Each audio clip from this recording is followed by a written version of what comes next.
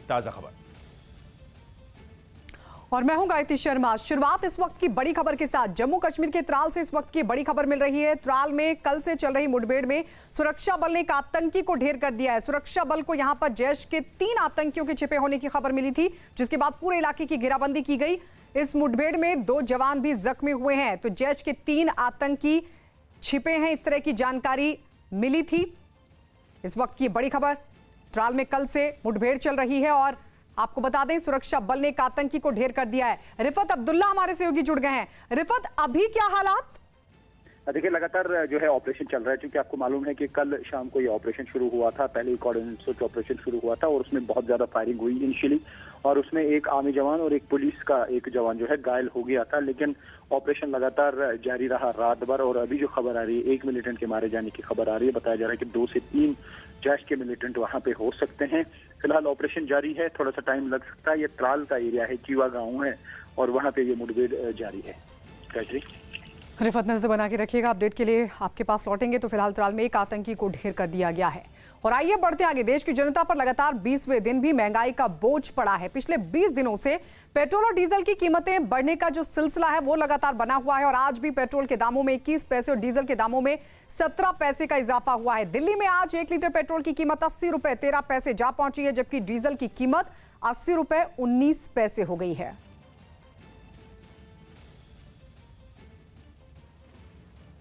Corona की मार झेल रहे राजस्थान के कई जिलों में आई धूल भरी आंधी ने लोगों को खौफ से भर दिया। आंधी का भयानक रूप देख लोग अपने घरों में कैद हो गए। कई जिलों में तो आंधी के साथ तेज बारिश भी हुई। लेकिन चुरू जिले में आई आंधी ने तो लोगों को डरा दिया। ऐसा लगा जैसे कोई भयानक बवंडर शहर की तरफ बढ़ रहा हो। धूल ने कई इलाकों को ढक दिया। दिन में रात हो गई, शहर का रंग लाल पड़ गया। मौसम सिर्फ पलटा नहीं, डराने लगा। इतनी मोटी परत यहाँ पर धूल की है कि पूरा सूरज को अपने पूरे आगोश में ले लिया है। यहाँ पर बिजली कटौती भी कर ली है सरकार ने। अनुमान है कि 70 किलोमीटर प्रति घंटा की रफ्तार से आंधी आई, जिसकी वजह से लोगों को अपने घरों में छिपना पड़ा। मैं 35 ईयर ओल्ड हो चुका हूँ, लेकिन आज जो मैंने ये माहौल देखा है ये मैंने मेरी लाइफ में नहीं देखा। चुरू के पड़ोसी जिले बीकानेर में भी बवंडर देख लोग सहम गए। पेड़ों को देखकर ही समझा जा सकता था कि वहां आई आंधी कितनी ताकतवर थी। इस आंधी की वजह से सड़कों पर कुछ दूर तक दिखना भी बंद हो गया। बस तस्वीरें आप दिखा दें कि किस तरीके से आप देख सकते हैं कि दोपहर हो चुकी है, लेकिन इसके बावजूद भी अंधेरा बिल्कुल यहाँ पे छाया हुआ है। हालांकि पश्चिमी राजस्थान के जिलों में आई इस धूल भरी आंधी की वजह से किसी नुकसान की अब तक कोई खबर नहीं है। कोरोना की वजह से रेलवे ने 30 जून तक रद्द की गई ट्रेनों को अब 12 अगस्त तक रद्द करने का फैसला किया है। हालांकि इस दौरान जो स्पेशल ट्रेनें चल रही हैं उन पर कोई असर नहीं पड़ेगा और वो पहले की तरह ही चलती रहेंगी। रेलवे ने कोरोना की वजह से सभी मेल और एक्सप्रेस यात्री ट्रेनों को 30 जून तक रद्द कर रखा था, लेकिन कोरोना का खतरा अभी भी बरकरार है और इसकी वजह से अब रेलवे ने ट्रेनों को 12 अगस्त तक रद्द करने का फैसला किया है। इस दौरान जिन लोगों ने टिकट बुक करवाई थी, रेलवे उनका पूरा किराया लौटाएगी। इसके अलावा रेलवे ने मुंबई की लोकल ट्रेनों को भी 12 अगस्त तक रद्द करने का फैसला किया है। हालांकि अति आवश्यक सेवाओं के लिए लोकल चलती रहेंगी। पटना में आरजेडी नेता तेजस्वी यादव और उनके भाई तेज प्रताप यादव ने पेट्रोल और डीजल की लगातार बढ़ रही कीमतों के विरोध में प्रदर्शन किया। देश में पेट्रोल डीजल की कीमतों में लगातार 19वें दिन बढ़ोतरी हुई।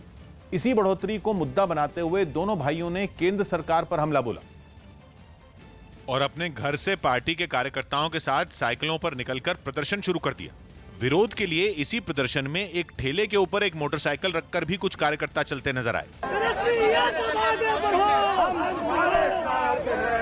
तेजस्वी यादव के कुछ देर बाद तेज प्रताप भी साइकिल पर प्रदर्शन करने के लिए निकल पड़े। उन्होंने पेट्रोल डीजल की लगातार बढ़ रही कीमतों के बहाने सरकार पर तंज भी कसा। हम गए थे, तेल भराने बोला कि महंगा हो गया, उतना पैसा हमारे पास था नहीं, इसलिए हमने साइकिल का इस्तेमाल करने का काम।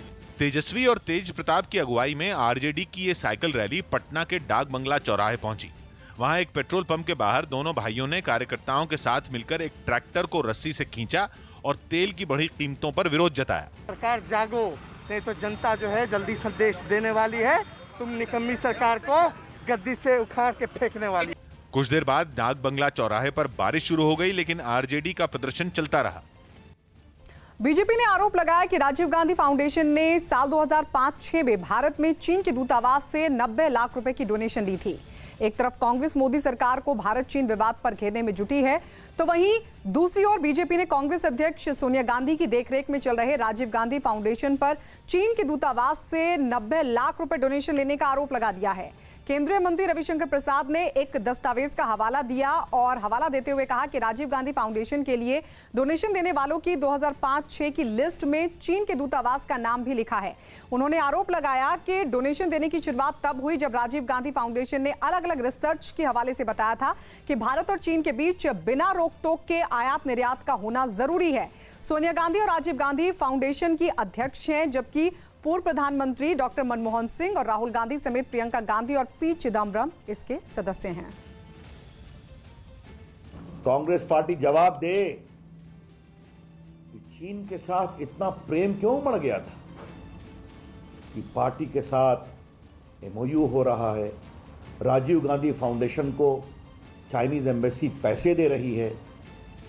लेकिन कांग्रेस ने बीजेपी के आरोपों को गलत बताया और केंद्र सरकार को सलाह दी कि वो कांग्रेस पर नहीं बल्कि चीन के साथ विवाद सुलझाने पर ध्यान दे। झूठ और असत्य देश को बरगलाने और भटकाने से काम नहीं चलेगा, सच्चाई का सामना करने से काम चलेगा। मजबूती से हमारी सैनिकों को समर्थन देने से काम चलेगा। असम